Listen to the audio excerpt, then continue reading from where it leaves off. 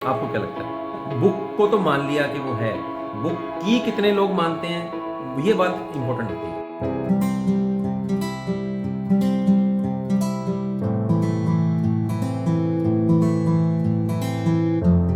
किस किस स्टूडेंट को लगता है मुझे मैथमेटिक्स या मुझे जो पढ़ना पड़ता है यार वो बहुत ज़्यादा टफ लगता है, और जो मैं बुक्स पढ़ता हूँ मुझे काफ़ी समय तक तो पता ही नहीं लगता कि इस बुक्स में है क्या, और जब मैं पढ़ भी लेता हूँ अगर मैं अपने पेरेंट्स की या अपने टीचर्स की के प्रेशर से, तब भी मुझे लगता है कि यार मुझे याद नहीं हो रहा या मुझे समझ नहीं आ रहा।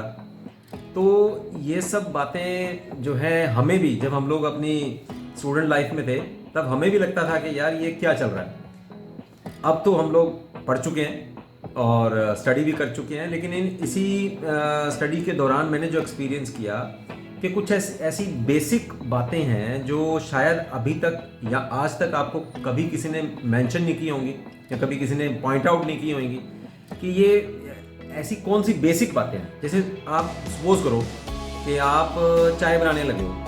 अब चाय बनाने के लिए बेसिक बातें क्या हैं, बेसिक चीज़ें क्या हैं कि आपके पास शुगर होनी चाहिए, आपके पास चाय पत्ती होनी चाहिए, दूध होना चाहिए, पानी होना चाहिए, एक पतीला होना चाहिए, आपके पास गैस होनी चाहिए, है ना। तो ये इंग्रेडिएंट्स हैं एक चाय को बनाने में। और उसमें अगर हम लोग कुछ अच्छा डालना चाहते हैं, किसी स्वाद से चाय बनाना चाहते हैं, जैसे मान लो तुलसी की चाय है या समथिंग कोई और टेस्ट की चाय बनाना चाहते हैं, तो वो टेस्ट अदरक भी साथ में हमारे पास होनी चाहिए, है ना।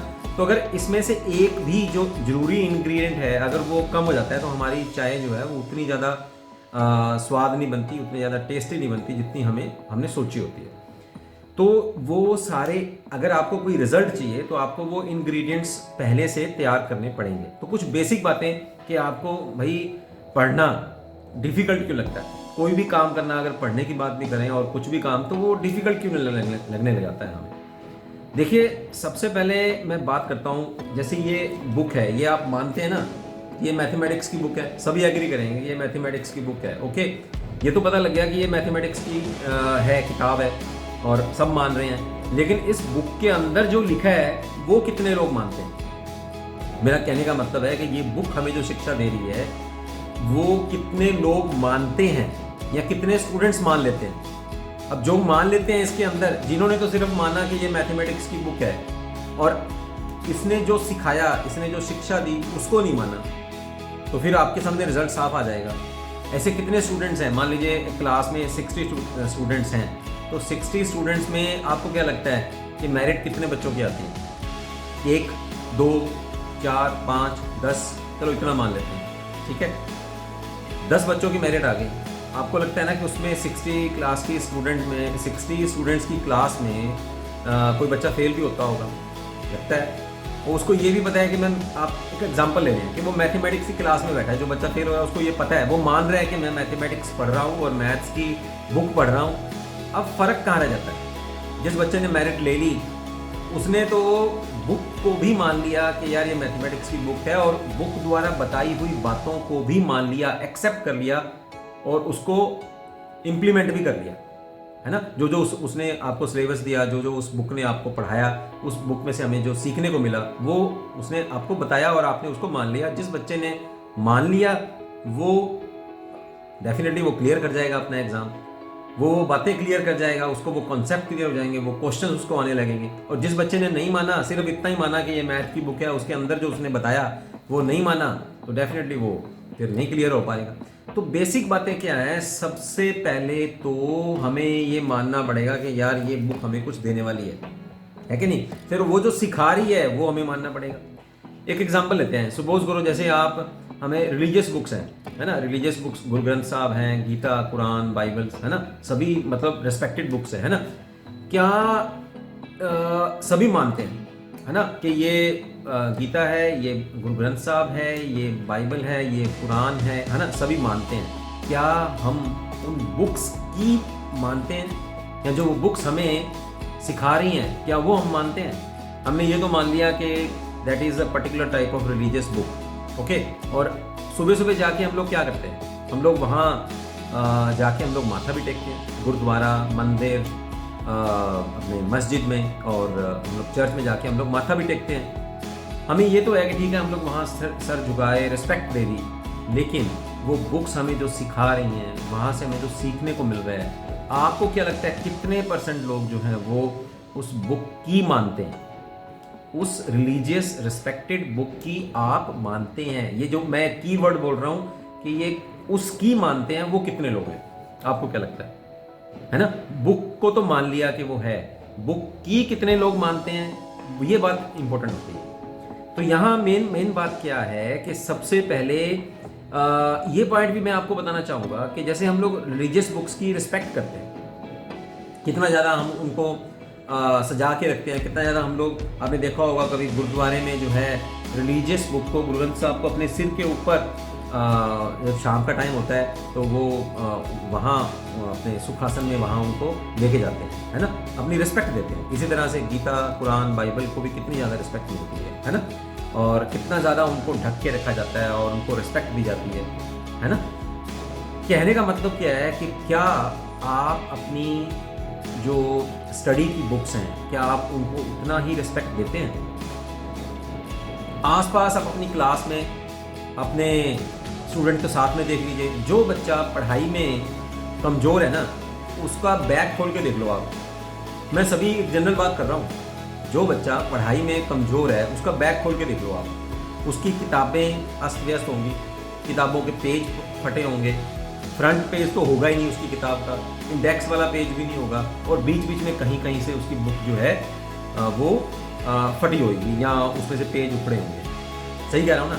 उसकी किताब, आपकी कॉपियाँ चेक करके देख लो, कॉपियाँ भी उसकी बिल्कुल एकदम से किसी का कोई पेज नहीं होगा, किसी का बीच में पेज फटा होगा, पतली सी किताब कॉपी होएगी। जब मैथ की बुक, मैथ का काम आप कर रहे हैं तो आपके पास मोटा रजिस्टर होना चाहिए, लेकिन जो बच्चे नॉन सीरियस हैं उनके पास पतली सी कॉपी होगी, और आप देखने में ये आएगा कि उनकी वो कॉपी भी फटी होगी। मेरा कहने का मतलब क्या है कि जब हम ये मानते हैं कि उन रिलीजियस बुक्स को हम रिस्पेक्ट देते हैं क्योंकि वो हमें ज़िंदगी में डायरेक्शन देती हैं, हमें रास्ता दिखाती हैं कि कौन से रास्ते पे हमें चलना चाहिए, किस डायरेक्शन में हमें जाना चाहिए, ये काम करना है, ये काम नहीं करना, मानवता की भलाई के लिए काम करना है, इस रास्ते पे जाना है, कोई गलत हैबिट नहीं डालनी। ये सब रिलीजियस बुक्स हमें सिखा रही हैं। तो अगर हम उनकी मान के उस रास्ते पे चलेंगे तो डेफिनेटली परमात्मा की प्राप्ति होती है। सिमिलरली अगर हम इन स्टडी बुक्स को अगर हम लोग रिस्पेक्ट दे रहे हैं, रिस्पेक्ट देने का मतलब क्या है? सबसे पहली बात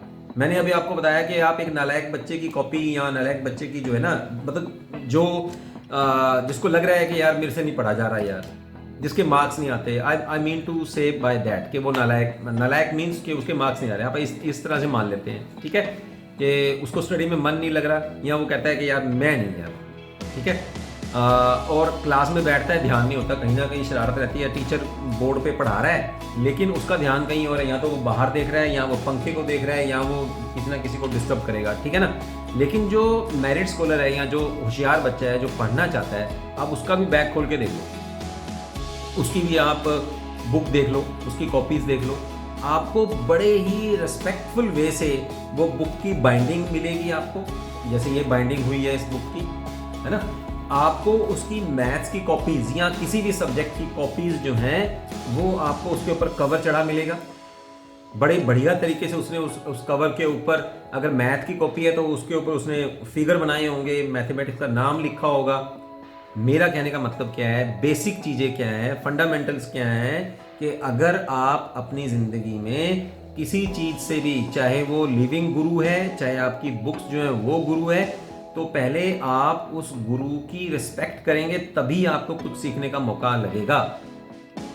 सरस्वती हम लोग माता मानते हैं उसको, है ना, सरस्वती माता है, तो सरस्वती माता को सबसे ये स्टडी है ना, ये जो हमारे पास टीचिंग बुक्स हैं, जो लर्निंग बुक्स हैं, जिनसे हमें कुछ सीखने को मिलता है, ये बुक्स भी तो हमें कुछ ना कुछ डायरेक्शन ही दे रही है ना। आप इधर जाओ, ये करो, ये ना करो, कुछ ये सिलेबस कर लो। जैसे मैथ्स की बुक है, इसको अगर हम लोग गुरु मान लें तो ये गुरु हमें क्या सिखा रहा है? ये गुरु हमें सिखा रहा है, ये मेरे पास 12th की बुक है, तो ये हमें ये सिखा रही है कि इसमें मैथमेटिक्स का सिलेबस, इंटीग्रेशन, डिफरेंशिएशन, मैट्रिसेस, तो ये हमें सीखने को मिल रहा है। तो ये जो बुक हमें सिखा रही है, अगर मैं वो सीख जाऊंगा, अगर मैं वो मान लूँगा, तो मुझे वो टॉपिक्स आने लगेंगे, सिंपल सी बात। और उन टॉपिक्स को अगर मैं रिवाइज करूँगा, ठीक है, तो मुझे वो टॉपिक्स पक्के से आने लगेंगे और मैं definitely I will perform better in my exams. है ना। और जो मैथमेटिक्स, क्योंकि अगर सिंपली अगर मैं मैथमेटिक्स की भी बात करूं तो mathematics is the father of all sciences, ठीक है। ये दुनिया चलती ही मैथ्स की वजह से है। हर स्टेप में आपको मैथ नजर आता है। किस अभी मैं जो जिस डायरेक्शन में आपको देख रहा हूं, that is also a direction, I am making an angle in front of my camera, है ना। तो जिस जिस स्टेप से आप चल रहे हैं, जिस स्पीड से आप पहुंचते हैं, आप अपने कॉलेज में जाते हैं, स्कूल में जाते हैं, तो वहां आप घर से लेके कितनी दूर तक आप गए, कितने मिनट में गए, है ना। ये सब इस जगह अपने जिंदगी में हर एक मोमेंट पे मैथ यूज होता है। तो जो इस बात को मान लेता है वो तो जिंदगी में सक्सेसफुल हो जाता है, जो नहीं मानता वो नहीं। वो मैं नहीं ये कह रहा कि ये, I am just talking about in terms of our learning and teaching process, कि हम लोग स्टडी की बात कर रहे हैं। मैं ये नहीं कह रहा कि वो किसी और जगह पे सक्सेसफुल नहीं हो पाएगा, that is not the matter at this time. ये हम लोग वो बात नहीं कर रहे, that is some other different topic, ठीक है। तो मैं तो सिर्फ ये कहने जा रहा हूं कि अगर आप अपनी अभी सीखने के मोड में हैं, अगर आप स्कूल कॉलेज में पढ़ रहे हैं तो आपकी पढ़ने की उम्र है, तो अगर आप चाहते हैं कि मुझे जो बुक्स में लिखा गया है, जो बुक्स मुझे सिखा रही हैं, जो बुक गुरु मुझे बता रहा है वो मुझे आने लग जाए, तो सबसे पहले तो आप अपने गुरु की, आप अपनी बुक्स की रिस्पेक्ट कीजिए। तो ये बेसिक चीज़ है।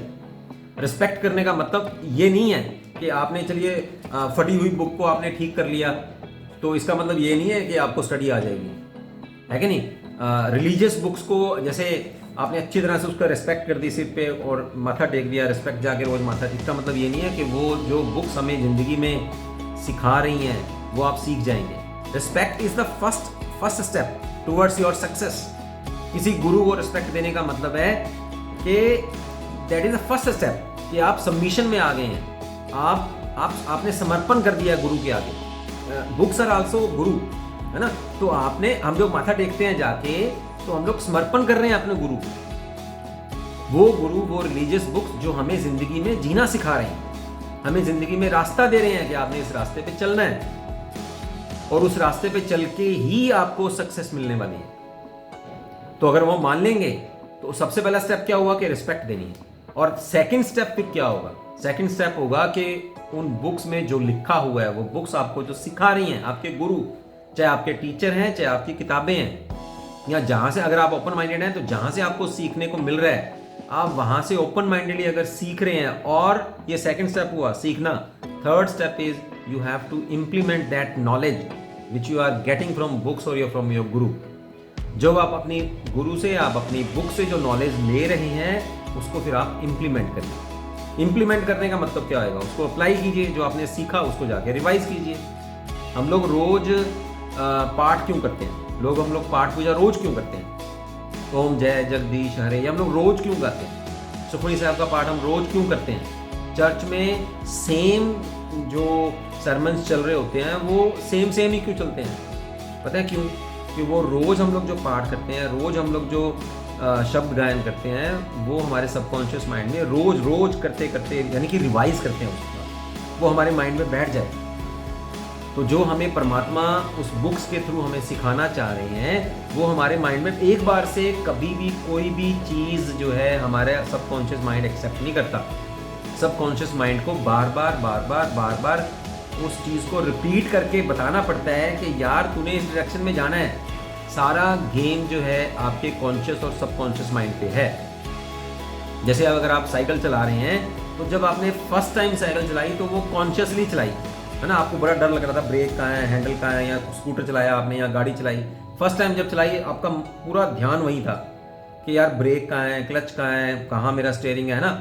लेकिन जब आपने उसको बार बार रोज आपने उस काम को किया, तो वो आपके लिए बिल्कुल that is a piece of cake, है ना। फिर आपके लिए बहुत आसान हो गया। अब हम लोग जब गाड़ी अब सीख गए हैं, तो हमारा माइंड कुछ और सोच रहा होता है। हम लोग कभी फोन पे भी बात कर रहे होते हैं, और हमारा स्टीयरिंग, हमारा जो नीचे पैर हैं वो एक्सेलरेटर और ब्रेक के ऊपर होते हैं, है ना। पता लग जाता है कौन कर रहा है वो काम, वो सबकॉन्शियस कर रहा है। तो मैं क्या कह रहा था कि अप्लाई करने का मतलब है कि जो काम आपको आपका गुरु सिखा रहा है, वो बुक्स हैं, चाहे आपके टीचर हैं, चाहे आपके पेरेंट्स हैं, चाहे आपके मेंटर्स हैं, आपको जो सिखा रहे हैं उस काम को फिर आप जब बार बार करेंगे, रिपीट करेंगे, then that work, that process, that direction will goes to your subconscious mind. वो आपके सबकॉन्शियस माइंड में चलेगा, फिर वो ऑटोमेटिकली चलता रहेगा। फिर आप अगर जैसे आपने मान लीजिए पेपर से पहले पहले 5-6 बार आप जो सिलेबस कर रहे हैं, चाहे वो मैथमेटिक्स या जो भी सब्जेक्ट का सिलेबस आप कर रहे हैं, अगर उसको आपने पेपर से पहले पहले 4-5 बार अगर आपने उसको अप्लाई कर लिया, अप्लाई मीन्स रिवाइज कर दिया, तो फिर आपका सबकॉन्शियस माइंड चलेगा पेपर में। फिर कई बार ऐसा होता है एग्जामिनेशन में कि स्टूडेंट्स बोलते हैं यार पेपर बड़ा लेंथी था, पेपर मेरा पूरा ही नहीं हुआ। तो उसका मतलब क्या है? उसका मतलब ये बनता है भाई कि आपकी रिवीजन, आपकी रिपीटेशन जो थी वो सिर्फ 1 या 2 बार ही थी बस। तो आपके सबकॉन्शियस माइंड ने फिर आपका साथ नहीं दिया, वो सोचने बैठ गया कि क्या था, और सोचने में फिर टाइम निकलता है। फिर 3 घंटे में वो सारे क्वेश्चंस नहीं हो पाते। ट्राई टू अंडरस्टैंड, क्योंकि आपने उसको रिपीट कर करके अपने सबकॉन्शियस माइंड में नहीं भरा, तभी उसमें फटाफट से फ्लुएंटली वो आपका पेपर नहीं हो पाया। तभी आपने रुक रुक के वो क्वेश्चन पेपर किया। आपने जब रुक रुक के, क्या टाइम तो चल ही रहा था, टाइम तो आपके साथ में थोड़ी रुक जाएगा, वो टाइम तो चलता रहेगा।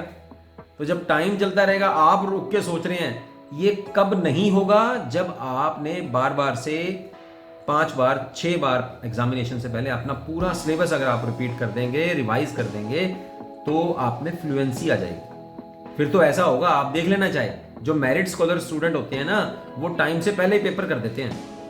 ये आप चेक कर लेना। जो स्टूडेंट होशियार होगा ना, जिसने, आपको पता लग जाएगा यार, टीचर को तो पता लग ही जाता है। आप खुद अपने साथ वाले स्टूडेंट्स को, अपने क्लासमेट्स को आप खुद देखो एक बार, जो जल्दी से पेपर कर देता है टाइम से पहले, मेरा हो गया जी, पूरा हो गया, और उसकी क्लास में नंबर भी सबसे ज़्यादा आ जाते हैं। और जो नालायक होता है वो एग्जामिनेशन में तो डर जाता है, यार अब मैं इसको पूरा करूँगा, कहीं ना कहीं से वो, या तो वो नकल की वेट करता रहेगा, या फिर वो सोच सोच के लिखता है कि यार मैं क्यों, क्योंकि उसने, मैं ये नहीं कहता कि उसने रिवीजन नहीं करी होती, बट रिवीजन करी होती है, लेकिन उतनी सफिशिएंटली उतने टाइम से रिवीजन नहीं करी होती ताकि उसका सबकॉन्शियस माइंड जो है उसको हेल्प करता है। और जब तक आपका सबकॉन्शियस माइंड में जाके वो आपकी रिवीजन फीड नहीं ना होती, तब तक आपकी एग्जामिनेशन में स्पीड नहीं बनेगी। तो क्या मतलब बनता है कि सबसे पहले तो बेसिक बातें क्या हैं कि आप अपनी बुक्स की रिस्पेक्ट करना सीखो, उनको रोज अपने माथे पे लगाओ, और फिर उनको अच्छी तरह से, उनको बाइंडिंग कराओ, उनको अच्छी तरह से रिस्पेक्ट दो। अपने बैग में या जहाँ आप पढ़ते हैं उनको आप पूरी तरह से रिस्पेक्ट दो। फिर वो जो बताती हैं उसको सीखो। बताती मीन्स चाहे आपका गुरु है, चाहे आपकी बुक्स हैं, जो आपको बता रही हैं उनको सीखो, ओपन माइंडेडली सीखो। और फिर वो जो आपने सीखा उसको अप्लाई करो, अप्लाई करके उसको फिर रिवाइज करो। Repetition will give you fluency.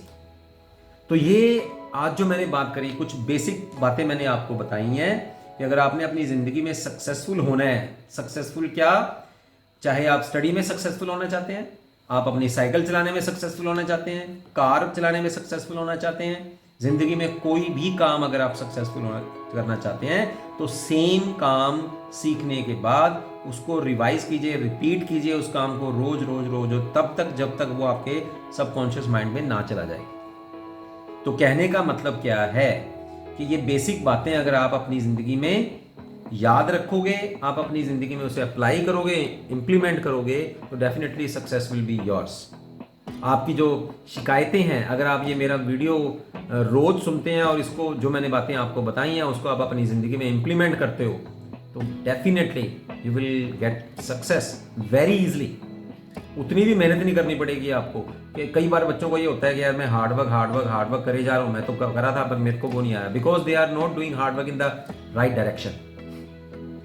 आपको जाना जलंधर है और आप जो है इधर हिसार या हरियाणा की, दोनों अपोजिट है, ठीक है। जिस डायरेक्शन में मैं बैठा हूँ, मैं लुधियाना में बैठा हूँ, तो यहाँ से जलंधर और हरियाणा, जो हिसार हरियाणा है, वो दोनों अपोजिट डायरेक्शन में है। तो मेरा कहने का मतलब है आपको जाना तो जलंधर है और बस पकड़ लो आप संगरूर की या अपने हिसार हरियाणा की, तो मेरे को नहीं लगता कि आपको इतने हार्डवर्क, इतना सफ़र करने के बाद भी आप जलंधर पहुंच पाओगे।